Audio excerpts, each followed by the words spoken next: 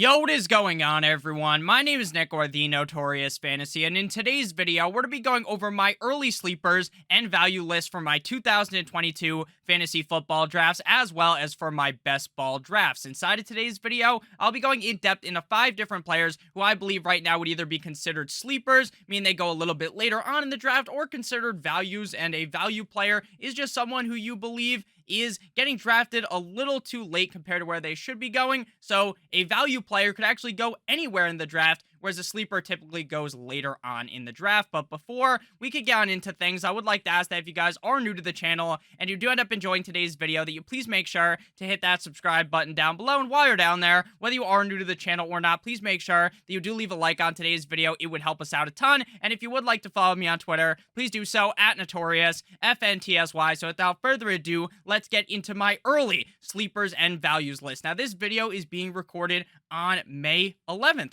So when we are in August, this list could be definitely a lot different. So if you're watching this in August, make sure you just watch the newer version. So we will begin with one of my favorite values in drafts right now, and that is going to be wide receiver of the Chicago Bears, Darnell Mooney. Underdog ADP wide receiver number 32 off the board, overall pick number 68.1. In 2021, Darnell Mooney had an amazing season, playing in 17 games, finishing as the wide receiver number 24 in half PPR and the wide receiver number 32 in half PPR points per game. He had 140 targets on the season, 8.2 per game, number 11 at wide receiver, 81 receptions, 4.8 per game, number 18 at wide receiver, 1,055 receiving yards, 62.1 per game, ranking 17th at wide receiver, and 5 total touchdowns, 33rd at the wide receiver position. So he was top 20 in targets, receptions, and receiving yards. The only metric in which he wasn't top 20 in was the total touchdowns, his receiving touchdowns. And I believe in 2022,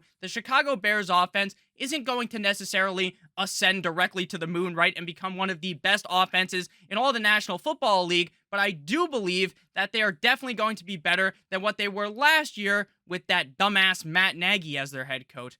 I think that Justin Fields is going to take the next step up. Now, I don't believe, just like with the Bears, I don't think that they're just going to become this crazy superstar team, but I do think that Justin Fields will take that next leap up and play a little bit better in 2022. This is a team in Chicago with zero competition for targets for Darnell Mooney. Name another wide receiver off the top of your head, leave it down below in the comment section, maybe you know, that is on the Chicago Bears.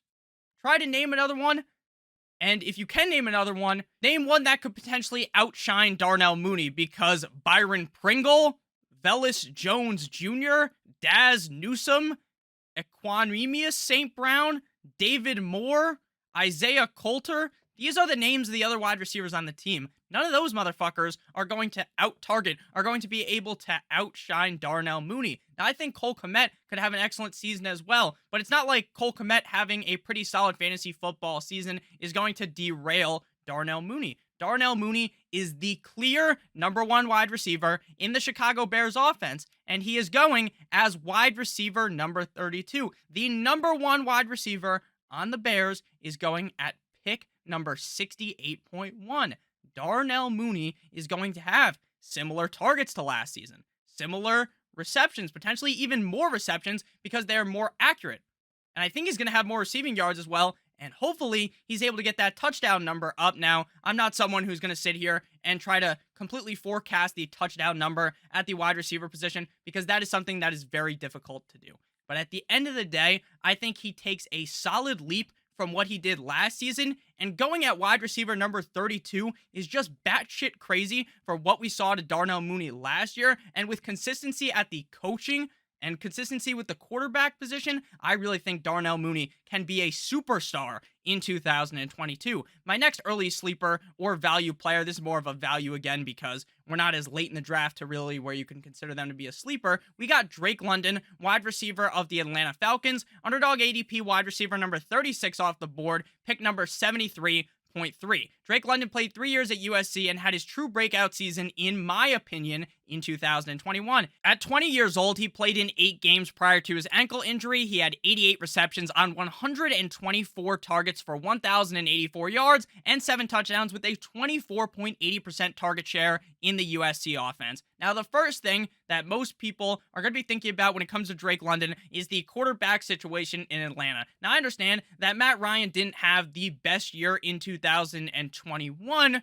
but comparing Matt Ryan to Marcus Mariota, you would definitely rather have Matt Ryan. Now, they did end up drafting Desmond Ridder. Could Ridder get some run this year? Definitely. But the quarterback position of the Atlanta Falcons does not worry me at all. This man, Drake London, has such little competition that it makes all of the sense as to why he could potentially finish as a top 12 wide receiver in fantasy football this season. Besides Kyle Pitts, it is literally going to be Drake London and Kyle Pitts and a bunch of Joe Schmoes out there catching passes from Marcus Mariota. The Atlanta Falcons are going to be down in games. The Atlanta Falcons are going to be getting pounded out in these games, and they are going to have to throw the ball late on in the games. And guess who you can throw the fucking ball to? You're either going to throw it to Kyle Pitts or Drake London, and I think that while Kyle Pitts will probably have a better year than he did his rookie year was fantastic in terms of rookie years. It wasn't great for all the people that gave him the gawk and kept raising him up their rankings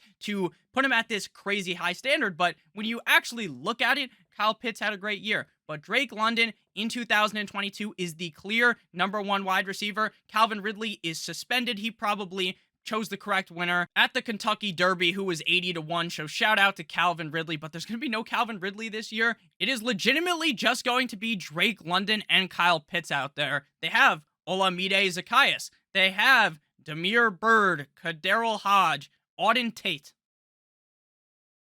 What do those names do for you? Absolutely fucking nothing. It's a very similar situation to Darnell Mooney. Drake London is the clear number 1 wide receiver weapon on his team, and people need to start putting respect on his name and start pushing him up the rankings. He did suffer an ankle injury, but we're in modern medicine. This is modern medicine. This isn't the 1960s, right? His ankle injury isn't going to do anything. He will be perfectly fine to go in training camp, to go in week number 1, and I am very excited about my pre-draft wide receiver 1, and I think he is going to be the wide receiver 1 of his class this year for his rookie season in 2021, or 2022. When I say that, I don't mean he's going to be the number 1 wide receiver overall, but he will finish the highest of the rookie wide receivers this season. Before we move on into my next early sleeper and value player, we are going to give a quick word from our friends and our sponsor over at Underdog Fantasy. Underdog Fantasy is known for their NFL best ball tournaments. However, Underdog does not stop there. Underdog has plenty of other contests for you to compete in, including live draft contests and pick'ems in which you can make up to 20 times your entry fee. Use promo code Awesemo, AWESEMO, to get a first match deposit bonus of up to $100. Make sure you guys do get started on Underdog Fantasy today. Again, promo code Awesemo on your screen right now, or the link in the video description, probably also in the pinned comment. You click the link, it will instantly bring you there, and you don't even have to type in the promo code Awesemo. I do drafts on there every single Monday on this YouTube channel. We'll be doing drafts. So if you guys want to join those, I'll be tweeting out the link to the stream prior, and you guys can draft with us on there as well. I love Underdog Fantasy. I legitimately use their product all of the time. So next up, we move to Chase Edmonds, running back of the Miami Dolphins, Underdog ADP, running back number 34, pick number 107. Now that we are in the 100s range, I think is where you can start to throw out the term sleeper. The definition of what a sleeper is definitely is vastly different from one person to another. So my opinion, a player that is going past pick 100 plus and is going to finish a lot higher than where most people have them ranked and where they are going based upon current ADP. Your definition of sleeper might be, oh, they need to be pick 130 plus, 120 plus. Again, it's up to interpretation. So with Chase Edmonds, I know people instantly will be like, Nick, you live under a fucking rock like you're Patrick from SpongeBob? They just signed Sony Michel. Nick, they brought in Sony Michel. Is that bad news for Chase Edmonds? Maybe.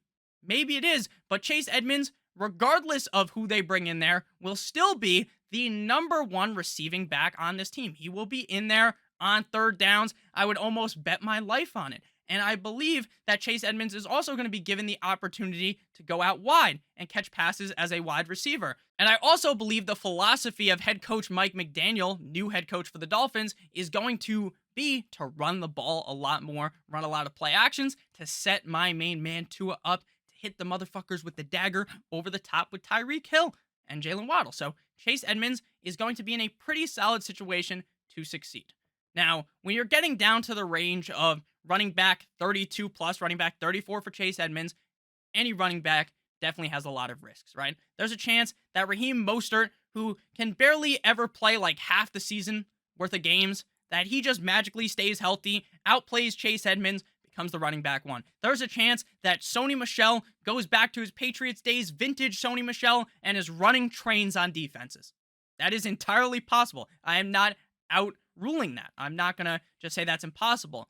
But when you're in this range and you're taking these dart throws late on running backs, I want a guy that can catch passes and a guy that the team paid a decent amount of money to. They didn't give him like $40 million, right? It's like a $12, $13, $14 million contract for Chase Edmonds for 2 years. So nothing crazy, but they do have some money invested into him. And Mike McDaniel himself decided to get Chase Edmonds. So to me, that means a decent amount. And that is why I am very confident in Chase Edmonds. But Nick, Mike McDaniel also wanted Sony Michel. I know, but Sony Michel and Chase Edmonds are two very different running backs in my book. So in 2021, in Arizona, Chase Edmonds played in 12 total games.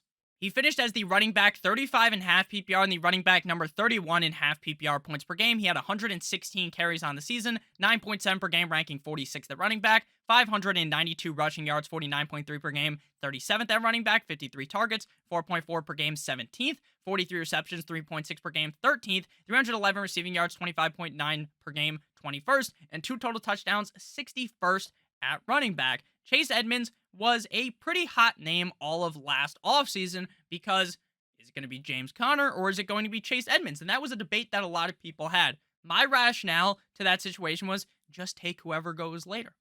That ended up being James Conner. If you drafted James Conner, you were probably giggling at the end of the season. You're way on into the championship. If you drafted Chase Edmonds, he basically kicked you upside the back of the head and you probably cut him at some point during the season because he was not very productive. But there's a big difference between being with James Conner, having James Conner as the competition, and having Sony Michel, Raheem Mostert, Myles Gaskin as the competition. So, to me, Chase Edmonds is going to be the guy getting a lot of touches in this backfield. I don't expect him to get like 70% of the snaps, 80% of the snaps, but if he gets around 50% of the snaps, I think Chase Edmonds could be a huge sleeper in your fantasy football and your best ball drafts. And I think he's going to have a ton of usable weeks for your best ball drafts where he just creeps his way on into your lineup, especially with the fact that I really do believe that the team is going to be letting him go out wide and catch passes that way. And he did the same thing in Arizona. So next up, we'll move to another running back, and that is going to be Melvin Gordon, running back of the Denver Broncos, underdog ADP, running back number 36,